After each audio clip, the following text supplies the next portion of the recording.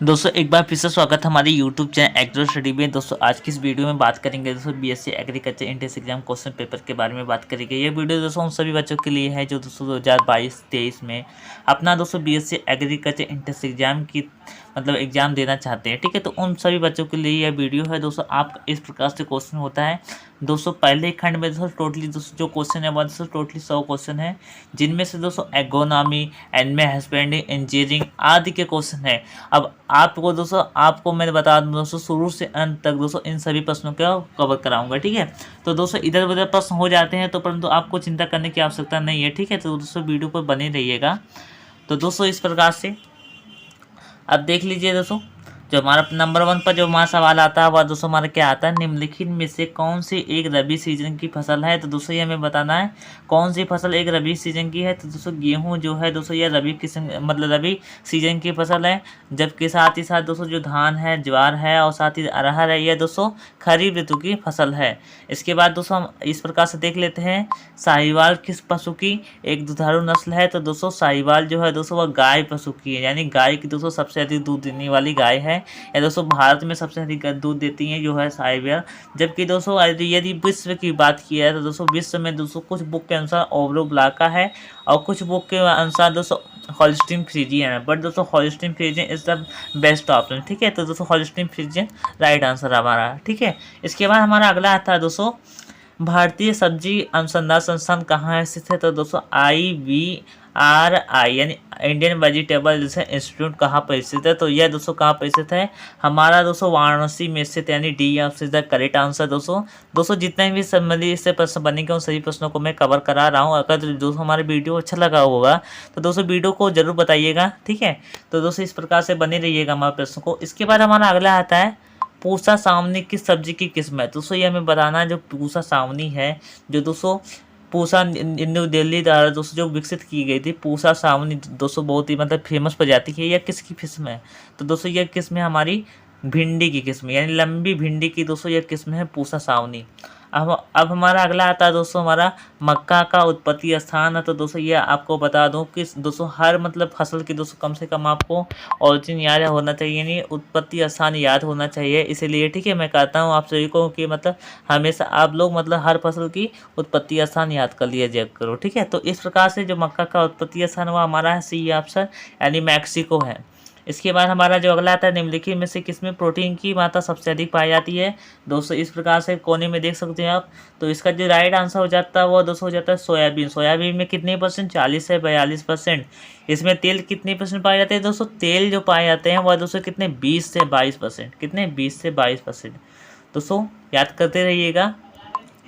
इसमें दोस्तों अब हमारा जो अगला आता है मृदा कणों के विन्यास को कहा जाता है। दोस्तों मृदा कणों के विन्यास को मृदा गठन कहा जाता है।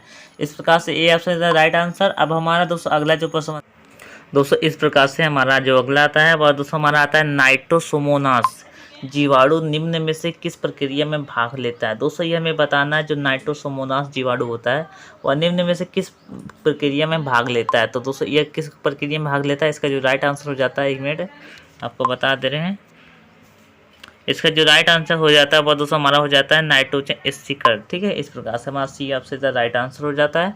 इसके बाद हमारा जो अगला दोस्तों हमारे प्रश्न आता है कौन सा एक चौड़ी पत्ती का खरपतवार है। दोस्तों ये हमें बताना है कौन सा एक चौड़ी पत्ती का खरपतवार है। तो दोस्तों इसका जो राइट आंसर हो जाता है दोस्तों ये हम आपको नहीं बताएंगे दोस्तों, इसको आप कमेंट करके बताइएगा। ठीक है, इनमें से दोस्तों कौन सा चौड़ी खरपतवार नाश है। ठीक है, तो खरपतवार है तो दोस्तों हमें बताना है। दोस्तों आप लोग कमेंट करके आप सभी लोग बताना है आप सभी को कि कौन सा एक चौड़ी पत्ती का खरपतवार है। दोस्तों अगली वीडियो में दोस्तों चौड़ी पत्ती खरपतवार के बारे में दोस्तों आप सभी को मैंने बताया था, तो इस बार मैं नहीं बताऊंगा दोस्तों। इसका देखते हैं दोस्तों किन किन किन बच्चों राइट आंसर देते हैं।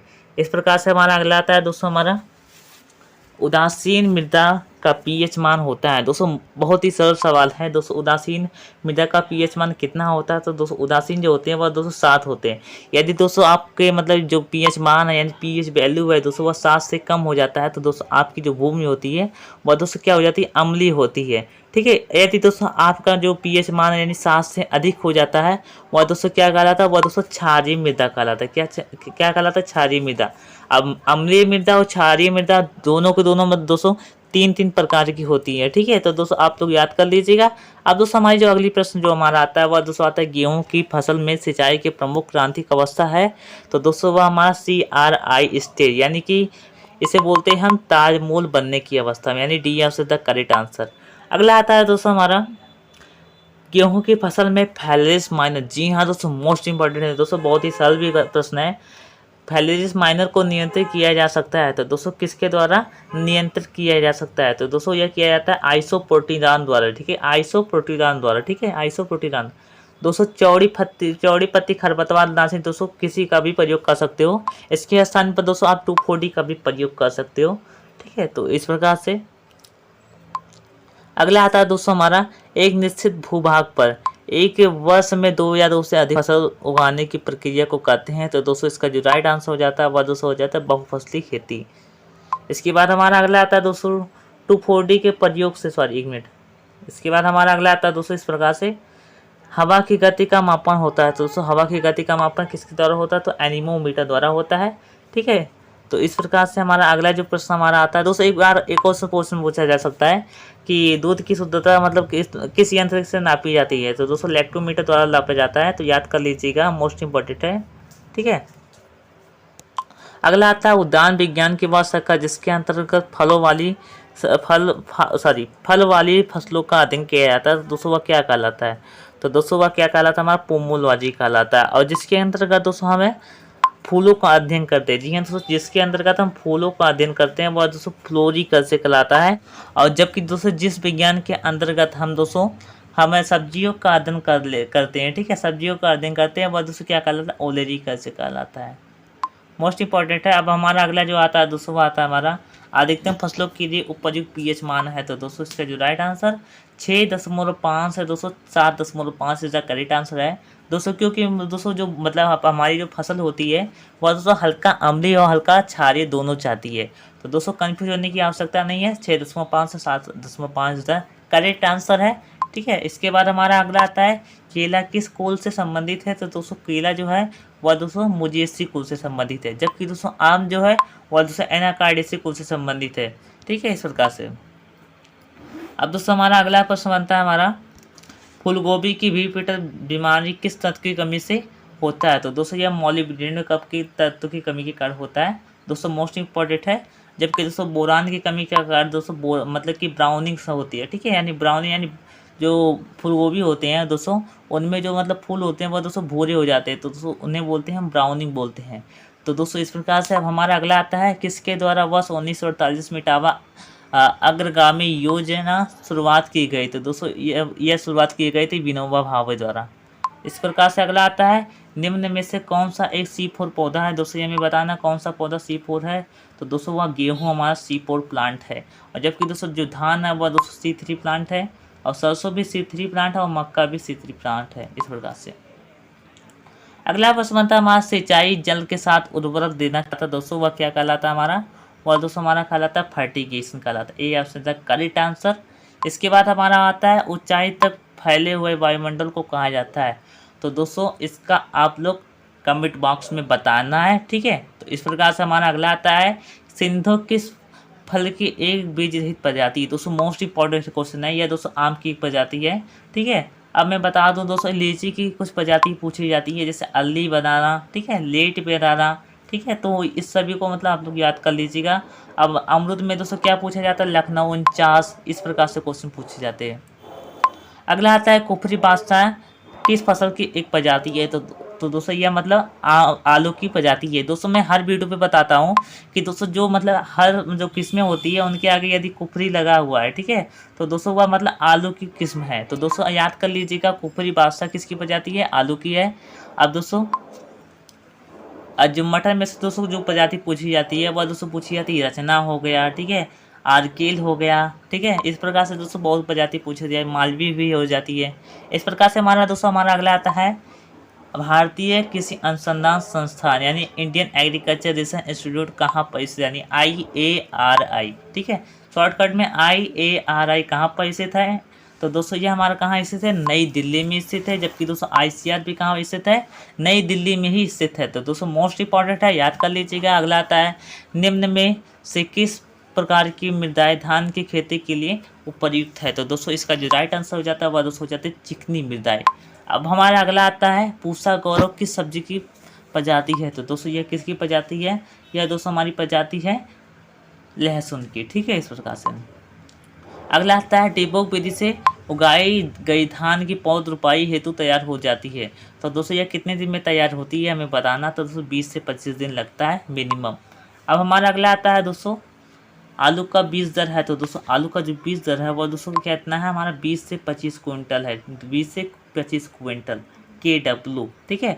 तो दोस्तों इनमें से जो मतलब आंसर दिया गया है इनमें से दोस्तों इनकरेक्ट आंसर दिया गया है, ठीक है। इनमें से कोई भी ऑप्शन राइट नहीं है, परंतु आप डी ऑप्शन लगा सकते हो। 20 से 25 क्विंटल है तो इसमें दिया गया 15 से 20, तो यह संभावना मतलब संभावना है कि दोस्तों ये हमारा राइट हो सकता है। इस प्रकार से हमारा अगला आता है कौन सी एक कौल फसल है, दोस्तों कोल फसल किस लिए बोलते हैं, हम आपसे को बता दूं कि जो दोस्तों जंगली पात गोभी कोलवर्ट से विकसित हुई हैं, यानी दोस्तों जो फूल गोभी वाली जो प्रजाति है, यानी जो मतलब जो गोभी वर्गीय मतलब फसलों में जो प्रजाति आती है, यानी कि जो फसलें आती है गोभी वर्गीयों में, उन्हें दोस्तों क्या बोलते हैं, हम कोल क्रॉप्स बोलते हैं। कोल क्रॉप्स में दोस्तों फूल गोभी, बंद गोभी, ठीक है, पात गोभी, ठीक है, इस प्रकार से गांठ गोभी, केल, ब्रुसेल्स स्प्राउट, ठीक है। इस प्रकार से दोस्तों बहुत ही फसलें आती है। टोटली फसलें हैं वह दोस्तों टोटली 7 फसलें हैं, तो दोस्तों याद कर लीजिएगा, मोस्ट इंपॉर्टेंट है। अगला आता है राइजोबियम कद से एक जैव उर्वरक है जो उपयुक्त प्रयोग होता है, तो दोस्तों ये दलहनी फसलों में प्रयोग होता है। जबकि एजोटोबैक्टर कहाँ पर प्रयोग होता है, वह दोस्तों अदलहनी फसलों में प्रयोग होता है। कहाँ पर, अदलहनी फसलों में। दोस्तों मोस्ट इंपॉर्टेंट क्वेश्चन है। अगला आता है फसल जो मुख्य रूप से मृदा एवं जल कटाव को कम करती है, तो दोस्तों इसका जो राइट आंसर हो जाता है हमारा, वह दोस्तों हमारा हो जाता है आच्छादक फसल। क्या कहलाता है हमारा, आच्छादक फसल कहलाता है। B option the correct answer. इसके बाद हमारा आता है के पास किस कुल की फसल है, तो दोस्तों बहुत ही सरल सवाल है, इसका जवाब आप लोग जानते ही होंगे, ठीक है। इस प्रकार से हमारा अगला आता है कौन से एक अल्प प्रदीप्ति काल की फसल है, तो दोस्तों इसका जो राइट आंसर हो जाता है वह दोस्तों हमारा हो जाता है, कौन सा ऑप्शन हमारा हो जाता है, वह दोस्तों हमारा हो जाता है जौ। अब हमारा अगला आता है अंधी गुड़ाई किस फसल में की जाती है, दोस्तों अंधी गुड़ाई दोस्तों गन्ने में किया जाता है। दोस्तों इसमें कब मतलब किस लिए किया जाता है, तो दोस्तों मैं आप सभी को बता दूं, जो अंधी गुड़ाई करते हैं वह दोस्तों अंकुरण मतलब जल्दी करने के लिए, या फिर दोस्तों मतलब कि वायु का मतलब है आदान प्रदान, यानी दोस्तों वायु को सुचारू रूप से मतलब प्रदान करने के लिए फसलों को, ठीक है, अंकुरण के लिए। तो दोस्तों उनके लिए दोस्तों किया जाता है अंधी गुड़ाई। अंधी गुड़ाई दोस्तों विशेषकर दोस्तों गन्ने में की जाती है। अगले हमारा आता है एक उपग्रह जिसके द्वारा वर्षा की मापन होती है, तो दोस्तों क्या कहलाता है, तो दोस्तों ये हमारा क्या कहलाता है, हाइग्रोमीटर कहलाता है। मोस्ट इंपॉर्टेंट है, याद कर लीजिएगा।